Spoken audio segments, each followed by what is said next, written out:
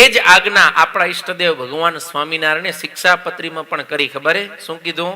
ભગવાન મંદિરમ સર્વૈ સાયમ ગંતવ્ય મનવહમ નામ સંકીર્તનમ કાર્યમ તત્રો ચૈ રાધિકા પતે. જ્યારે સંધ્યાકાળ થાય ત્યારે અમારા આશ્રિત ભક્તજનોએ પોતાના બધા કામકાજ છોડી અને ભગવાનના મંદિર પ્રત્યે જવું, ત્યાં જઈ રાધિકાના પતિ એવા ભગવાન શ્રી કૃષ્ણનું ઉચ્ચ સ્વરે કરીને નામ સંકીર્તન કરો. આ શેના માટે? આપણને આ બધું નુકસાન ન થાય ને એટલા માટે ભગવાને આ આજ્ઞા કરીને બચાવી લીધા. પણ આપણે માની નહીં, માની એવા નથી. હા, સંધ્યા સમયે આ બધું ચાલુ હોય, ખાવાનું ચાલુ, હુવાનું ચાલુ, બુદ્ધિ બગડે કે ના બગડે?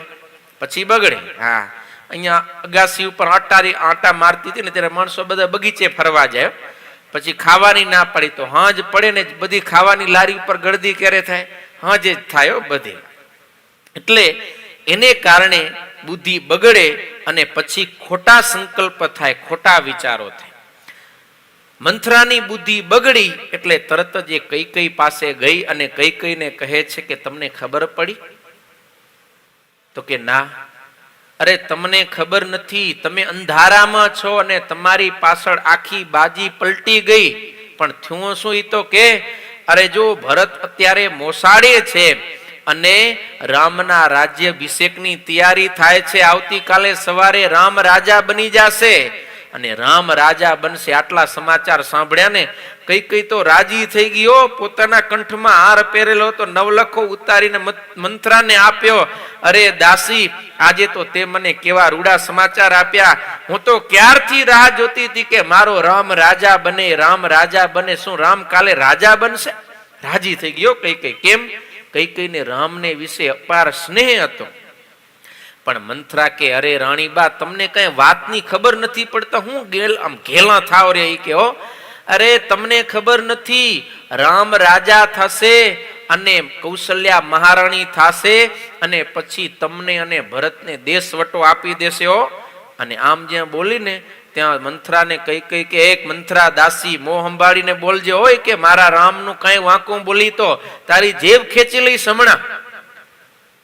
પણ મંથરા કે જો રાણીબા, રામ રાજા બને કે ભરત રાજા બને મને તો કઈ લાભ થવાનો નથી. હું તો રામ રાજા બનશે તોય દાસી રહીશ, ભરત રાજા બનશે તોય દાસી રહીશ. પણ તમારી દાસી છું એટલે મને તમારી ચિંતા થાય. એટલે હું તમને સાચું કહું છું, કૌશલ્યા રાજમાતા થશે પછી ભરત આડો આવશે ને એટલે રામ તમને ને ભરતને વનવાસ દઈ દેશે, દેશવટો દઈ દેશે. માટે તમે હમણાં ચેતી જાઓ. અને મંથરાનો સંગ થયો ને કૈકેયીની બુદ્ધિમાં પણ કુસંગનો રંગ લાગી ગયો, એનામાં ખરાબ પ્રવેશી ગયા. એ કે મારે પણ દાસી બનીને તો નથી રહેવું. હોય કે હા, તો શું કરું? તો કે બધું મારે થોડું શીખવાડવાનું હોય. કે પેલાના 2 વરદાન માંગવાના બાકી પડ્યા છે, એ રાજા પાસે 2 વરદાન માંગી લો.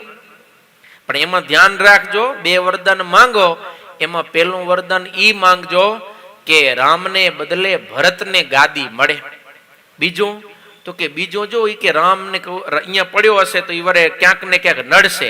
માટે ભરત એકદમ પગ જમાવી લે ત્યાં એટલે 14 વર્ષ સુધી રામને વનવા મૂકી દો. એટલે રામનો વનવાસ માંગી લેજો.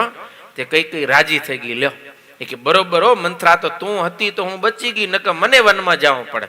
કોણ બોલે છે? કૈકેયી. કે જેને રામને વિશે અપાર પ્રેમ હતો છતાંય પણ એક કુસંગીનો સંગ થયો તો એના વિચારો પલટી ગયા.